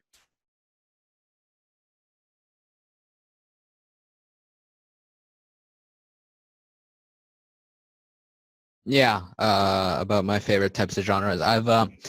You could say I started out playing real-time strategy games, but later I started playing the Halo games, and after that I've been very I like playing story-based single-player games where you have a campaign that you play through, and there's a story with characters and antagonists and protagonists and lots of, and I've kind of grown to really like that kind of that format of games. There's I mean, both the Halo games, that's a very long, big, very complex and universe, and then of course Call of Duty, which a lot of, I mean, over the years has gotten worse, but also the single player is still very good.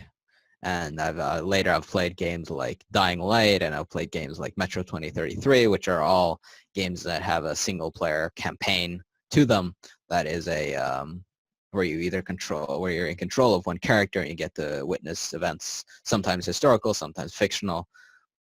And I just felt that they're really good and really cool. And some of them are futuristic, some of them are in the past, some of them are contemporary, and I've really grown to like that kind of game, because also I can, yeah, it's just, I find those games really fun.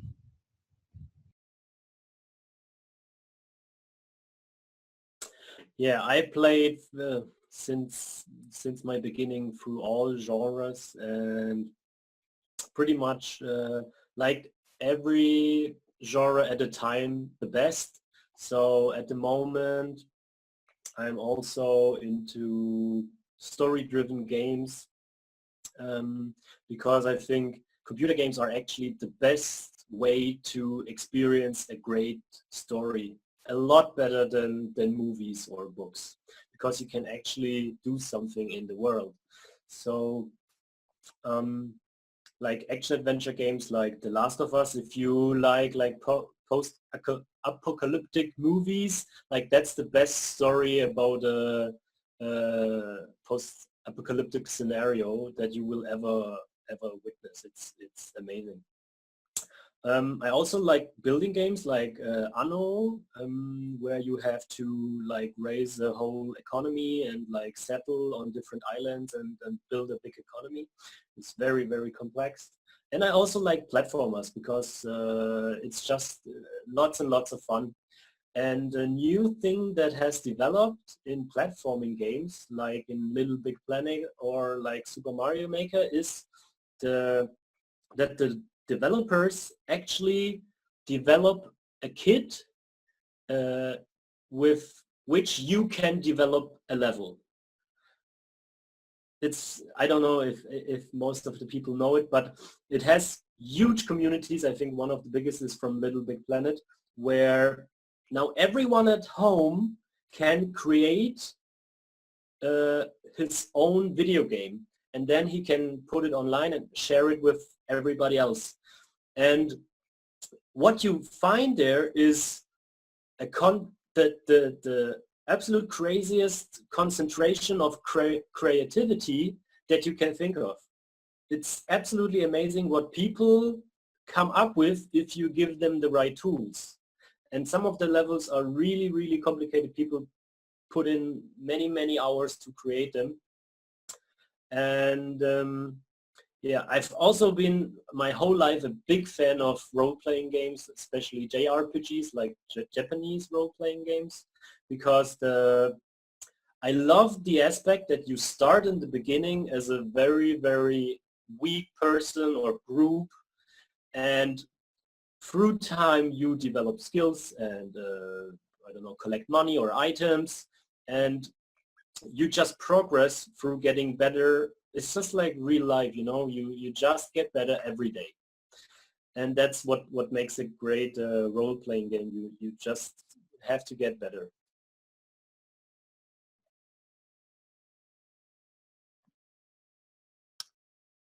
So yeah, speaking of role-playing games, the PC game which got me into computer gaming was actually The Elder Scrolls 4.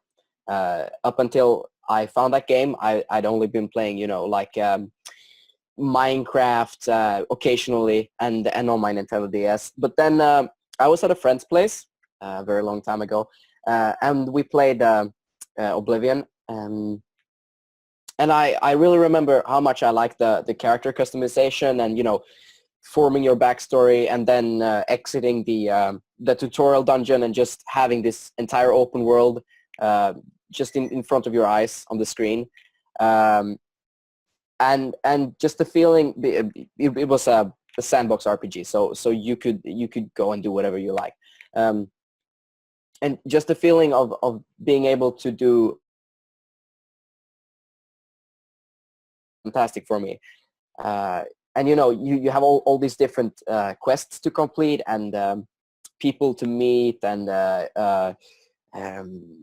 you know, guilds to join for even more complex quests, and I think that's also the game which really made me love role-playing games in general. So yeah, that's why I love role-playing games, really.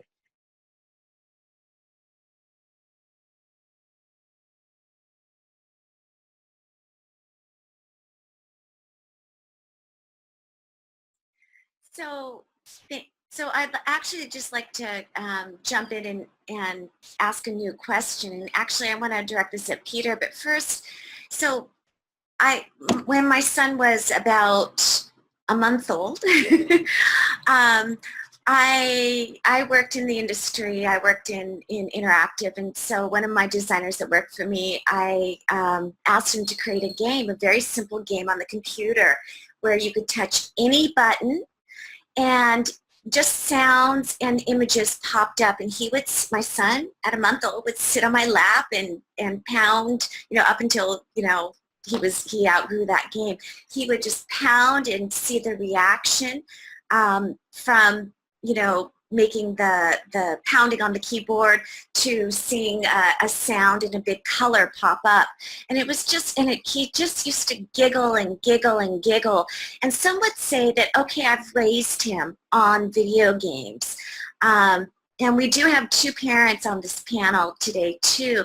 What I want to ask you, Peter, is any advice or any sort of information that you can share with our audience that would support what we know as parents intuitively, that we're giving this sort of technology to our children, and we're giving them what is appropriate for their world that they're moving into. Sorry, yeah, four parents on this panel, including myself. So anything that you can add that would give us some scientific background or from your research that we are indeed presenting them with a world that is relevant to them.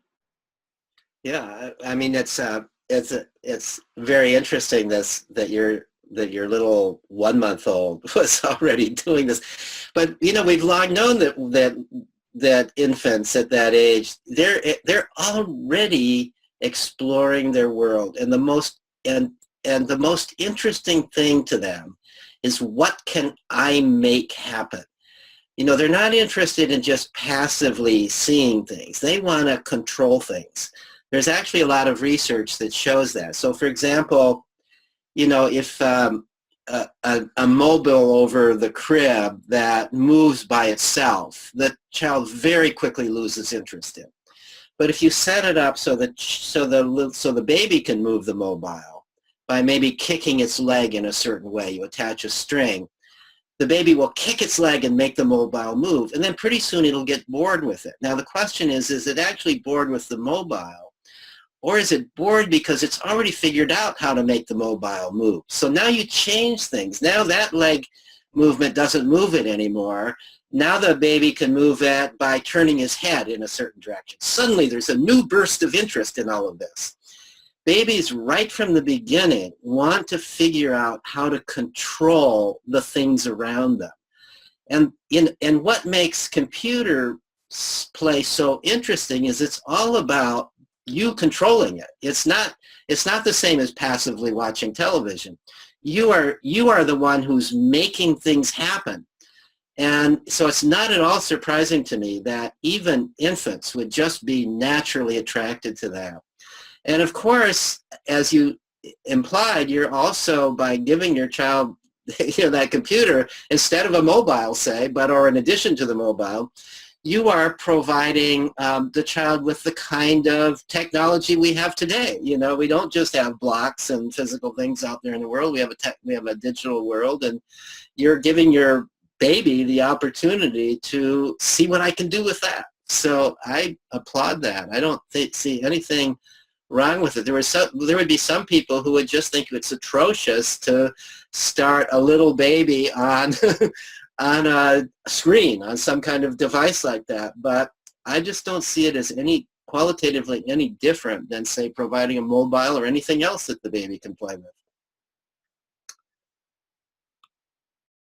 And I'd love to bring this question then to the other two parents on this panel.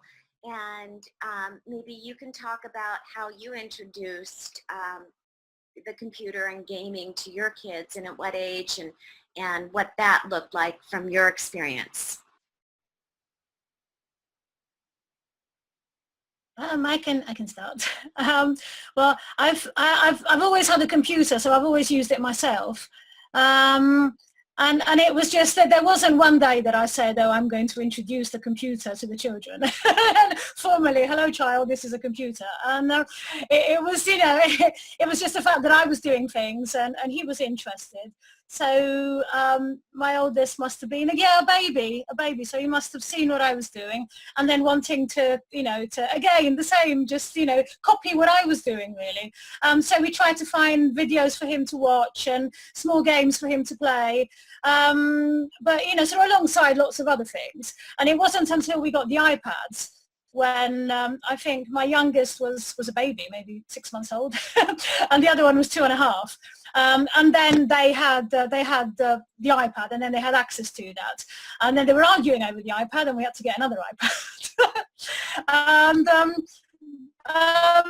then when they were autonomous, and we were able to get games for them to play, and that's sort of how it escalated from that. But they love to use all different forms of technology. They like the iPads, they like the computer, they like games consoles, because they all do something different. So it's more to do with what they are interested in themselves. All these things, they're really just tools. They're tools for them to explore their passions and the things they love, and what they have fun with, and it could be a console, an iPad, it sticks in the wood, it doesn't really matter. It's just like if something ignites me and makes me feel passionate, and I really, really love doing that, and then that's the tool that I'm going to look for. And we are quite fortunate that we can afford to give them this rich environment, and they sort of pick and choose the one that at the time they think that they're going to get the most out of.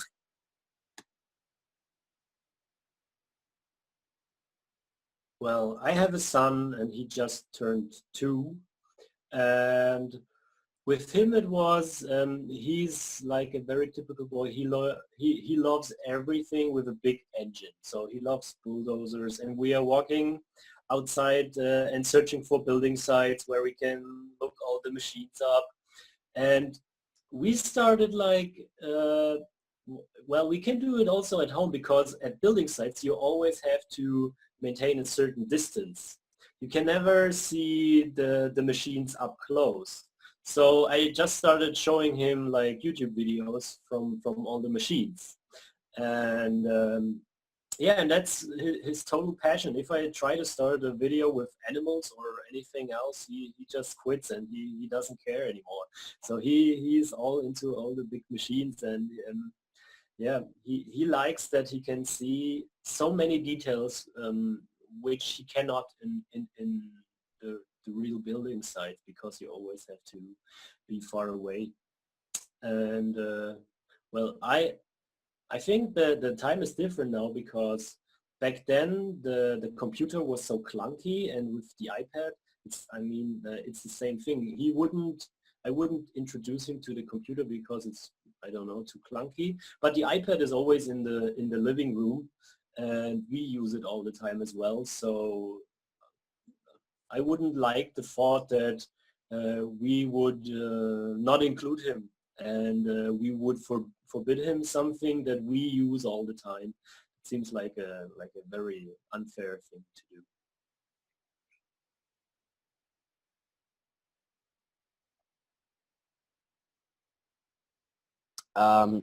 Yeah, my first memories of computers. Let's see. We've had computers, I think, for as long as I can remember. But one of my first experiences with computers was when I was really young, and my mom bought a maths game, which me and my young brothers played. That was really interesting. You know, we did maths. It was a kind of racing game.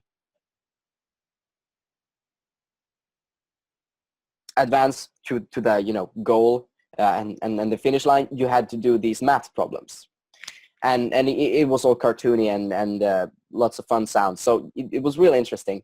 And then when I got a bit older, I played these browser RPG games with my friend who lives in Sweden as well, and we used to be really into a certain game called Adventure Quest Worlds. And we could play for hours, hours on end. And I mean, at the time, I loved that game. Louis is dying. I loved that game so much. It was really entertaining to play with my friends. And now when I look back to it, I kind of just laugh at it, because, you know, right now I see it as a kind of basic game, since I've moved on to much more complicated games, but it's still a nice memory for me.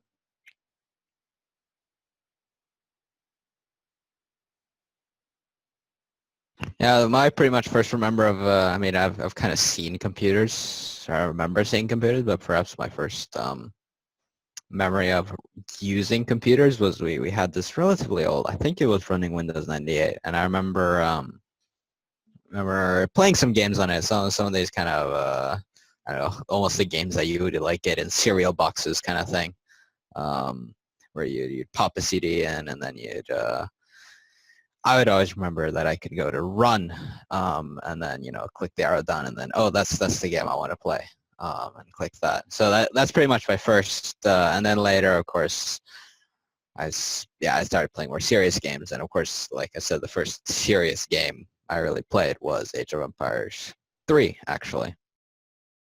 Apart on computer. I mean, I'd played Pokemon a bit before that, but Age of Empires 3 was probably the first game that I played seriously on a computer. Interesting. So I want to ask this next question to Peter, and then I'll open it up to the rest of the panel. So my question is, because well, first of all I have is my experience and the child that I have. So I don't know if this is representational of all of the development of a child through their development. But because my son was exposed to a computer from basically the time that he was born, and it's been just an integral part of our lives, it's always been there. Nothing's been limited. But I notice from ages from 12 to just before 15, maybe to 15, those 3 years were really critical, and his focus and attention on gaming and on the computer, using the computer itself, was a lot more intense than any other time in his life. So from 16, 17, other interests came, and a lot more other sorts of outside focus was what, you know, became a part of our life. But from 12 to 15, this was a very critical time in my son's life. And I don't know if that is something that the rest of the gamers on this panel have experienced. And I was wondering, Peter, if you can talk about maybe some of the developmental stages and what that looks like from you know, that perspective. Yeah, I mean, it's an interesting observation, and I'll certainly be interested what the others on the panel say about that. I'm not sure I have a lot to add on that. I mean, it's interesting to me that 12 to 15 is sort of just past puberty. You're entering into adulthood. You're forming new identity and so on and so forth. I'm not exactly sure why that would predict what you observed in your particular son. I would have probably, if I were just asked the question, at what age might you expect the most intense involvement in something like that or in anything, I would have almost predicted a little bit earlier, like maybe 10 to maybe 9 to 12, because that sort of is in some sense the peak of childhood. And you are really at that age beginning to immerse yourself in hobbies and things that really, and then they may carry on to somewhat older age. But you know, that's in some sense just speculation. I imagine there's a lot of individual difference. I don't know nothing comes to my mind from the literature and research on child development that would have led me to predict that this would be a general phenomenon, that particular age group would be where that interest would be most intense.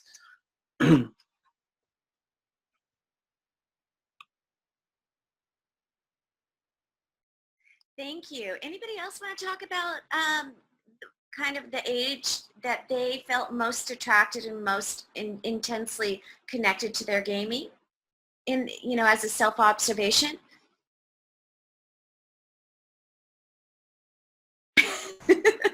My panel has gone suddenly silent. All right, then. Okay, I can go. For me, it was like a little later actually, because I mean I had video games in the center of my life for like since I was 6, but like the peak was I think at 16, 17, 18, and I think that was for my case because that was the time when the limitations my parents set me before didn't have any value anymore, because I was old enough to just don't care about the limitations. So I think that was when I don't think that, or in my experience, like that's my own experiences why I don't like limitations, because I think if I didn't have those limitations, maybe I wouldn't have had this burst of playing. Like it was like 16 hours a day. When I finally got my room with my own computer setup and there were no more limitations, then like everything broke loose.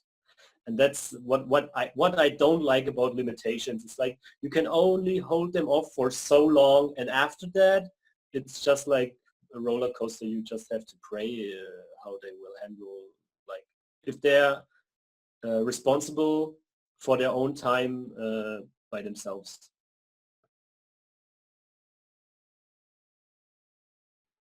Wow, 16 hours. Yeah, the question is, what were you playing? Back then it was Diablo 2. So it was a role-playing game, an online role-playing game where you had the ability to grow stronger or be better like every hour, every day. And it had also a big social impact. You always played in groups. So I think that's like people who usually play like 10 plus hours usually don't play single player games. That's most of the time online games where they have a lot of socializing going on. So it's not you don't play 16 hours, like you play 6 or 7, and the rest of the time you are just chatting and discussing, and like we spoke before on like conventions. It's like you just are on a convention every day. Amazing. And this is completely off subject, but I would say, Emil, there's a little rhinoceros trying to bump your head. I'm just saying it's behind you. I've been staring at that the entire time you've been speaking.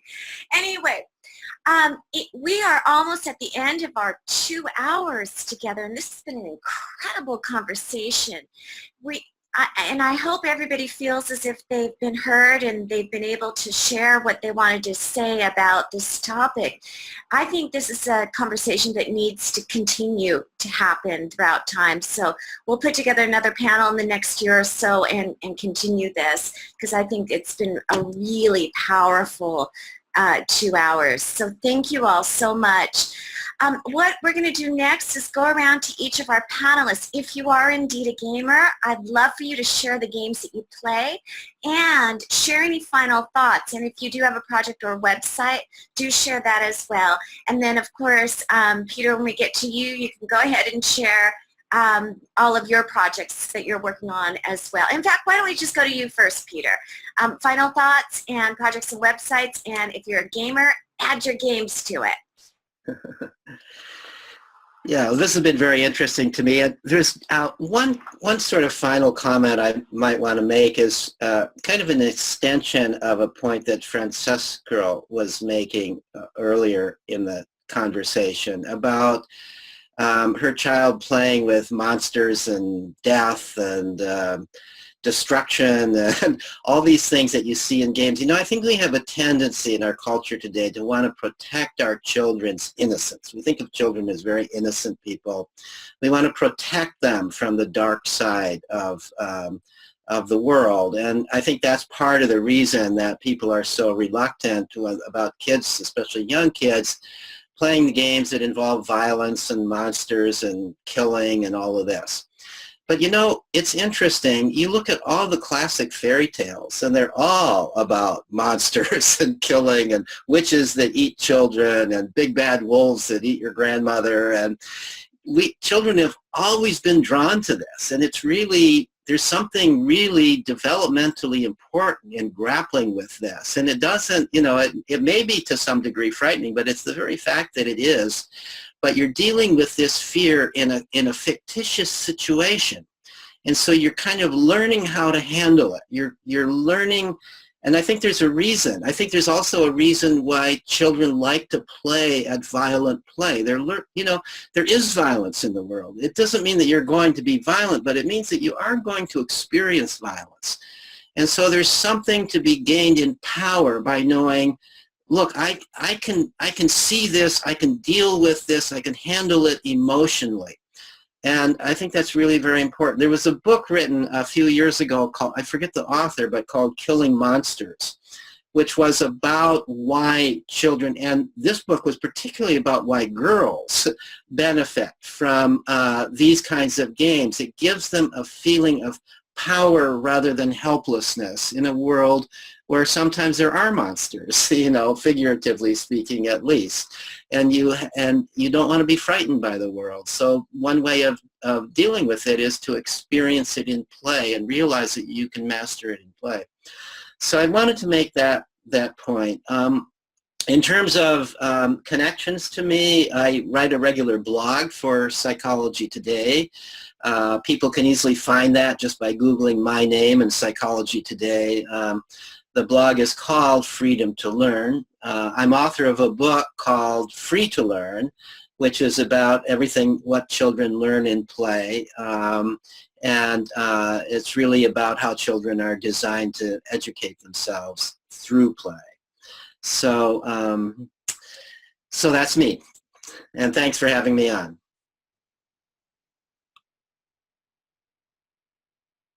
Hi. Yes, thanks for having me on too. This has been an absolutely wonderful, wonderful conversation.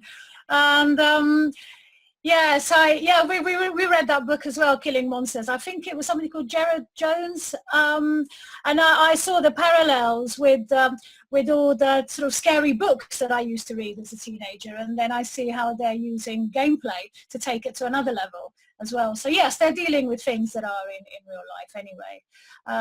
I think a natural progression also for my children is going from playing games to developing and learning to code, and they have their own RPG makers, and there's a game that me and my oldest have been playing for years, which is Portal 2, and he makes his own testing chambers, and they've been published in Steam, and he gets feedback from grown-ups, and it's absolutely wonderful. And so I really hope that sort of other parents who are a bit worried about it, you know, can watch this and think, no, there's nothing really to be afraid of. You know, it's all just fantastic tools. I used to have a blog, but Lainie, you did a feature on me ages ago. But no, I don't. I no longer publish anything, so I'm just a mum. But I said, and I do have my own gaming identity, and I don't play as much as I used to, and I mainly play with the children. But I do really enjoy the games. I enjoy playing things like Overwatch, and you know, and playing on multiplayers, Minecraft on servers. So that's me. And thanks again for having me.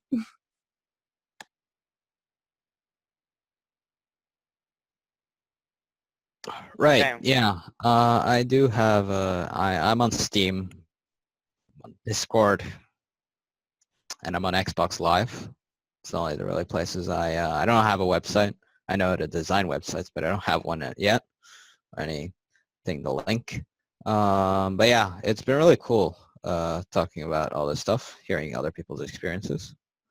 Yeah.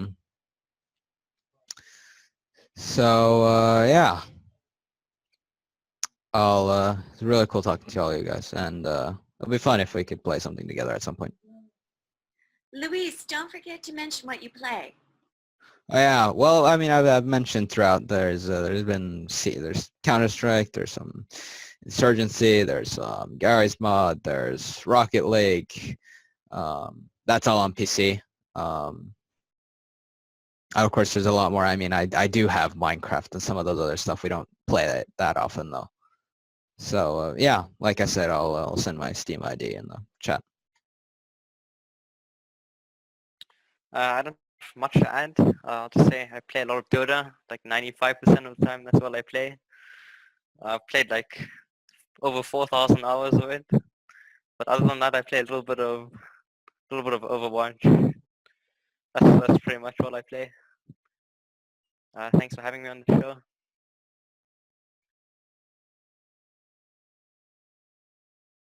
Yeah, for me it's I played in the last year a lot of Diablo 3, God of War, Final Fantasy. I really love the Metal Gear series, the most complex story in any given scenario you will ever find. Of course, lately Hearthstone is a big thing. And one thing I wanted to mention is the upcoming, or it's not the upcoming, no, they're here, the big part of mobile games, and I really don't like them because they are usually from very little quality, and most of the time they're just there to make lots of money by because people buy extra stuff and stuff like that. And I was really glad to be on the show, and thank you for that.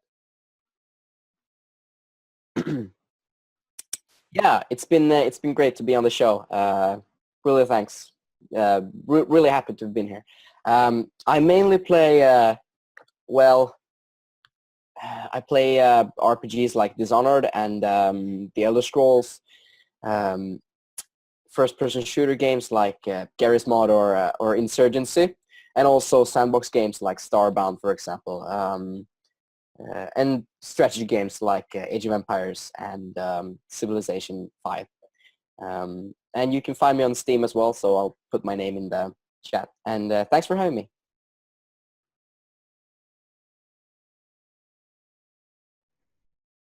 Hi, I was really grateful to be on the show. It was a great experience meeting everybody here and hearing all their stories. It was nice. My upcoming projects is going to be the teen volunteer for Project World School in Thailand next month. Very excited about that. And the games I play, multiplayer games I play are Overwatch occasionally and Dota 2 mostly. And then single player games, The Witcher 3 at the moment. That's about it.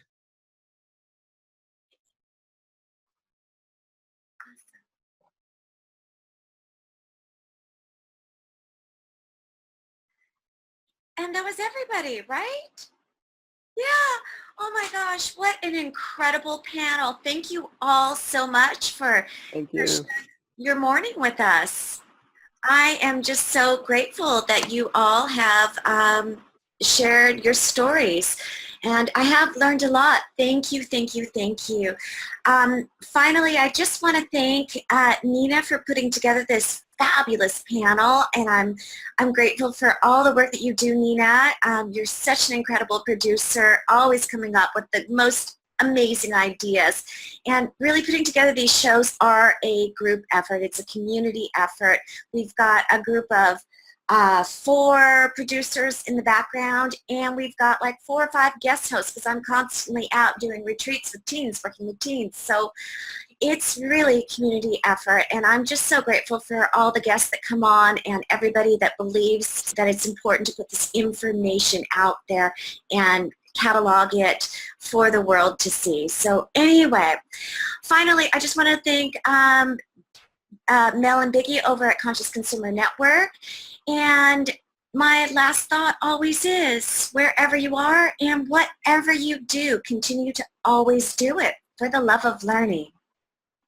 And we're out.